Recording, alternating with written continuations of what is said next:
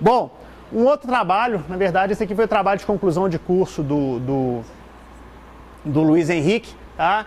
Que foi, ele era fã desse jogo que chamava OpenTTD, tá? O Open Transport Tycoon Deluxe. Transport Tycoon Deluxe é um jogo de simulação tipo SimCity da vida, tá? Só que para sistemas de transporte. Então você tem cidades, tem indústrias e tem que conectar elas usando avião, usando trem, usando várias outras coisas. Tá? Você tem que ser, o objetivo do jogo é ser o rei dos transportes, tá? Aí criaram uma versão aberta, fazendo engenharia reversa, chamada OpenTTD, tá? E o código está aberto, etc. E o Luiz ficava sempre bravo com a IA do jogo, porque a IA do jogo fazia umas coisas desse tipo. Tá? Então você tem que fazer uma linha do trem ali, ele gerava o negócio todo em curva ali, não faz o menor sentido. Tá? Então a ideia dele foi criar um sistema de IA para poder resolver. Então, usando muito o A-Estrela, ele trabalhou bastante em cima do A-Estrela para poder fazer cenários melhores, etc. Tá? Eu acho que tem um vídeo aqui, tá ruim a tela, mas basicamente aqui é mostrando passo a passo, tá? Você vai selecionar, quero uma estrada daqui até aqui, e ele vai e aplica o A-Estrela em cima do jogo, ele fez uma melhoria do A-Estrela e etc. Tá? E no final das contas ele colocou, tem uma competição lá de quem faz IA para TTD, e a IA dele ganhou. Tá? Ficou em primeiro lugar lá na competição, uma competição nada interna mesmo lá, tá? Mas a IA dele gerou um resultado melhor do que as mais famosas, pelo menos assim, ele concentrou em linha de trem. Tá? Então, para transporte de trem, de construir linha dupla, umas coisas desse tipo, que normalmente o usuário humano faz, tá? Ele fez e gerou uns resultados interessantes. Tá? Isso foi o trabalho de graduação dele, e depois no mestrado ele continuou trabalhando não com o OpenTTD, mas com o A-Estrela. Então foi ele que eu falei para vocês que trabalhou com as extensões do A-Estrela, está trabalhando com paralelização do A-Estrela, que é uma coisa bastante interessante. Tá? Então começou com jogos, agora ele trabalha com a A-Estrela em geral, não só para jogos, mas com outras funcionalidades. Tá? Esse aqui é um outro trabalho, na verdade, esse aqui já é mais de computação gráfica, eu caí de paraquedas um pouco de orientador aqui, porque o Renato estava fora na época, e o Carluccio, ele trabalhou no Estrada Real. Então ele estava trabalhando no Estrada Real, estava fazendo mestrado, eu acabei orientando ele. Na verdade, eu fui orientador oficial, mas o co-orientador foi um cara lá, um ex-professor aqui que está nos Estados Unidos, o Wagner Toledo, que a especialidade dele é computação gráfica. Tá? Então, assim, eu não trabalho com computação gráfica, mas esse trabalho foi interessante, né? Que foi na área que a gente chama de modelagem procedural. O que é modelagem procedural? Tinha até, acho na aula passada, alguém me falando disso. Tá? A ideia é gerar cenários, né, a partir de algoritmos. Em vez de você ter que fazer, né, o artista desenhar, não está dando para vocês enxergarem absolutamente nada aí, tá, gente? Mas ao invés de vocês terem que fazer, por exemplo, tem que fazer uma floresta. Em vez do artista ter que fazer árvore por árvore, né, ou senão dá copy and paste e sai mudando as arvorezinhas, não, você tem um algoritmo, tá, que gera, você dá os parâmetros, eu quero tantas árvores com tal variação, e tem várias técnicas que ele faz, e se gera as coisas. Tá? Então no começo aqui eu acho que talvez vai dar para ver um pouquinho melhor, ou não, tá? Mas ele tá aqui, é um montão de árvores geradas de forma procedural, e a ideia é de você fazer isso on the fly, tá? À medida que a câmera vai andando, ele tinha um negócio de prefetch que já previa para onde a câmera ia e gerava as coisas para quando você chega no cenário lá, você não tem que esperar assim, ó, carregando o cenário, né? De vez em quando tem uns jogos que tem isso, né? Que o carregando é nem gerar, é que só de carregar do disco já demora para danar, tá? Mas aqui a ideia é que você vai jogando, ele vai gerando o cenário automaticamente. Tá?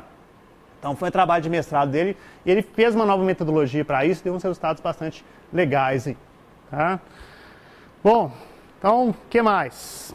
Esse eu já mostrei o vídeo para vocês, tá? Que é outra área que eu trabalho bastante, que é coordenação de múltiplos agentes, tá? Então aqui foi usando o Boids em GPU, tá? Que foi trabalho, na verdade, foi o Wallace e o Alessandro, eram dois alunos de mestrado, eles não eram meio orientados, mas esse aqui foi o trabalho da disciplina. Tá? Na época eu dei uma disciplina de... agora eu não lembro se foi IA para jogos, se foi, eu acho que era desenvolvimento de jogos mesmo, tá? Só que era... o pessoal da pós tinha que fazer o trabalho de pesquisa no final, tá? E desenvolver esse trabalho que rendeu alguns frutos interessantes. Tá? Bom, esse aqui é o trabalho, né, também de planejamento de caminhos, tá? Esse aqui foi do Samir, que era de gerar caminhos, né, usando uma técnica que é muito comum em robótica, que chama Probabilistic Roadmap. A nossa ideia seria, a gente queria gerar um caminho, mas que não fosse determinístico demais. Tá? Então, por exemplo, eu quero ir desse ponto de cá até esse ponto de cá, tá? Para o meu NPC andar. Só que se eu usar o A-Estrela vai me dar o menor caminho. Então tal aqui, PUFT, né? Essa linha azul aqui seria o menor caminho, tá? A gente queria colocar um pouco de aleatoriedade nisso, então a gente usou essa técnica chamada Probabilistic Roadmap, que gerava um caminho, tá? Que vai te levar para o gol, mas o cara faz o cara dar um under um pouquinho mais, né? Que seria esse outro caminho aqui pontilhado. Tá? Então foram os resultados interessantes, usando uma técnica que já usa esse arcabouço probabilístico todo para gerar esses caminhos. Tá? Falando bem rapidinho, só para um overview das coisas, tá, gente? E depois na dissertação dele, tá? Então aquilo foi um trabalho à parte. Na dissertação, ele que trabalhou com a parte de algoritmos interativos, interativo storytelling. Tá? Então ele construiu um sistema para tentar fazer o interativo storytelling, tá? Ou seja, de mudar o comportamento. No caso dele, ele focou nos agentes, de mudar o comportamento dos agentes, tá? Do enredo do jogo de acordo com as coisas que estão andando. Tá? Ele fez um sistema extremamente complexo, tá? Mas assim, acabou que ficou tão complexo que a gente não conseguiu testar ele. A gente fez testes bem básicos do comportamento dos agentes. Então não dá para falar que, no final das contas, foi um sistema de narrativa interativo. Tá? Mas a gente conseguiu mostrar que aquele tipo de sistema poderia levar a isso. Tá? Então foi um trabalho interessante. Agora já são os trabalhos mais recentes. Esse aqui também foi um trabalho de fim de curso, que é outra área que eu não mostrei ali, mas o desenvolvimento para dispositivo móvel. Tá? Então, junto com o Fernando, que é o professor aqui do departamento que está explorando essa área de Android, etc., a gente tem um aluno que trabalhou com isso aqui. Tá? Então, ele fez um sistema baseado em geolocalização, um joguinho baseado em geolocalização para você usar no Android. Tá? Então, você fica fazendo turismo por Belo Horizonte, tá? E aí você pode... Ele vai te dar umas missões, você deve visitar a Praça da Liberdade. Aí você chega na Praça da Liberdade e dá um check-in lá, estou aqui na Praça da Liberdade. Ele vai te dar a próxima missão. Agora você deve fazer isso, vai na estátua tal e procura não sei o quê. Aí você vai dar um check-in aí e vai te mandando fazer tour em Belo Horizonte, por exemplo. Tá? Mas assim, como foi um trabalho de fim de curso, né, não foi nenhuma dissertação de mestrado nem doutorado, a ideia era exatamente experimentar as possibilidades que esse tipo de sistema permitia, integrando um montão de coisas junto, a parte de localização por GPS, Google Maps, etc, etc, etc. Tá?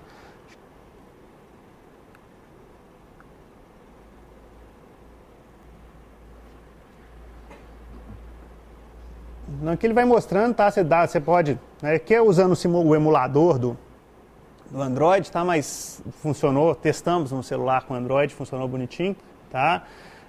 Então você tinha que checar no UFMG, então você tinha que simular que você estava lá no UFMG, tá? Dar um zoom lá e tal.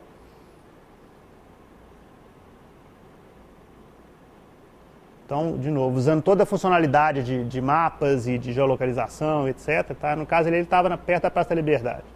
Tá? Então, deseja realizar o check-in no local? Sim, realizou. Tá? E aí aparecem missões. Por exemplo, tira uma foto ou faça alguma coisa. Então, compartilhe seu local. Então, teve integração com o Facebook. Então, você tira uma foto e manda para o Facebook para seus amigos e coisa do tipo. Tá? Você pode ter informação usando, tem um site lá similar ao Wikipédia para coisas de turismo. Você pode querer acessar, pegar informações da Praça da Liberdade, por aí vai. Tá? A gente até estava pensando depois e ver se o pessoal da Belotour, se eles tinham interesse nesse tipo de sistema aí, que pode ser interessante. Tá? Então tá, deixa eu pular para frente. Bom, agora são talvez os dois trabalhos que estão em andamento por dois alunos de mestrado, tá?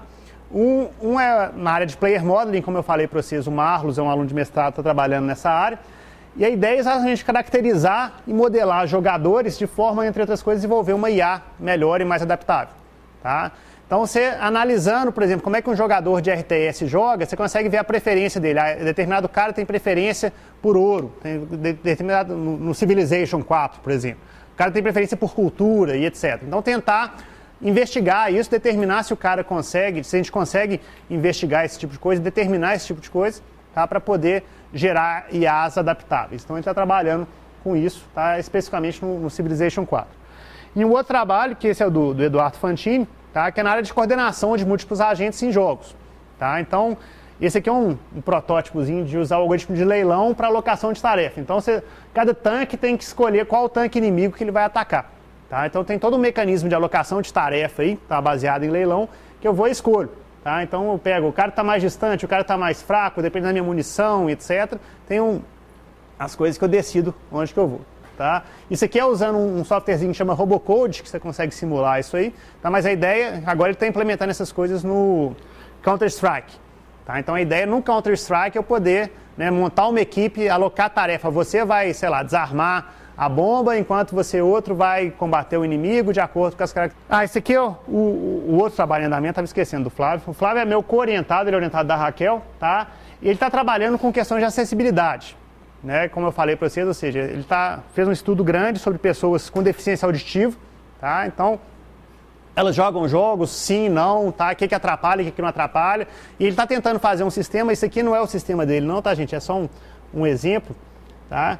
Ele fez, na verdade, o estudo foi muito assim, um levantamento de o que seria necessário para esse tipo de sistema, tá? O que funciona, o que não funciona, e agora ele está implementando algumas das coisas. Então, esse aqui é um exemplo, por exemplo, no Doom 3, um sistema de closed capture. Na medida que tem o som todo mundo ouve, né? Nem todo mundo. Então, quem tem deficiência auditiva não ouve o som, então a ideia é você ter closed capture. Closed capture, você sabe, é diferente de legenda. Não é só a legenda que fala. Então, se tem passe, tem lá, footsteps, se tem a pistola armando, então te dá todos os sons também, tá?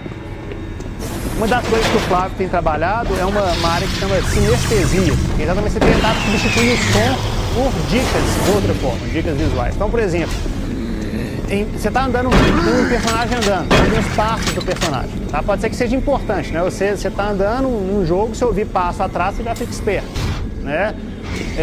Mas dependendo do caso, colocar só a legenda do passo pode não ser interessante. Então, pode ser interessante você estar vendo um personagem, toda vez que ele encosta o pé no chão, tem alguma coisa luminosa ali falando. Tem um som ali, etc.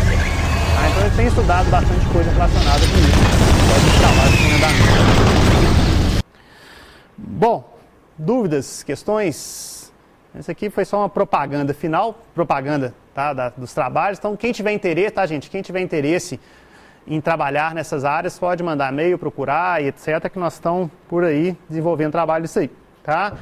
Para terminar, a área de jogos, então, está crescendo muito, tanto na indústria quanto na academia, tá? Teve realmente um boom nos últimos anos, né? E IA especialmente está na infância, IA para jogos está na infância, né? Como eu falei para vocês, ainda na indústria 99% usa as técnicas mais básicas de IA. Tá? Então a academia está estudando muita coisa, algumas coisas estão sendo transferidas para a indústria, tá? Mas ainda tem muita coisa para se fazer. Tá? E a ideia de jogos é exatamente, permite muitos trabalhos multidisciplinares, tanto dentro da computação quanto fora da computação. Tá? Juntando trabalhos multidisciplinares entre áreas da computação e entre a computação e outras áreas. Tá? Então é uma coisa bastante interessante. Ok, meu e-mail está aí, fiquem à vontade para entrar em contato, qualquer dúvida, qualquer pergunta, tá? E estamos à disposição, ok? Então, obrigado, espero que vocês tenham aproveitado do curso e da escola de verão como um todo. Beleza, gente? Obrigado. Último slide aqui de referências, tá? Alguns livros que eu acho interessantes na área de jogos. O primeiro talvez seja a principal referência de IA para jogos, que é o livro do Ian Millington, tá? Artificial Intelligence for Games. Está na segunda edição, tá? É um livro interessante que abrange vários tópicos de IA para jogos. Tá? O segundo livro é um livro de IA em geral, ou seja, a referência básica para quem quer aprender IA é o livro do Russell e do Norvig. Tá? Artificial Intelligence a Modern Approach. Isso aí está na segunda edição, mas já tem uma edição mais nova, tá? Se não me engano, de 2009, 2010. Tá? Mas a segunda edição ainda é bastante completa. Outros dois livros de IA para jogos que são interessantes, mas eles não são tão bons quanto o primeiro livro. Mas esse aqui especificamente é interessante, tem muitos exemplos. Tá? Esse Programming AI by Example, um dos simuladores, sem ser o meu simulador que eu mostrei para vocês, da perseguição e fuga, tá? É do código desse livro. O livro vem com CD, tem os códigos disponíveis, etc. Tá?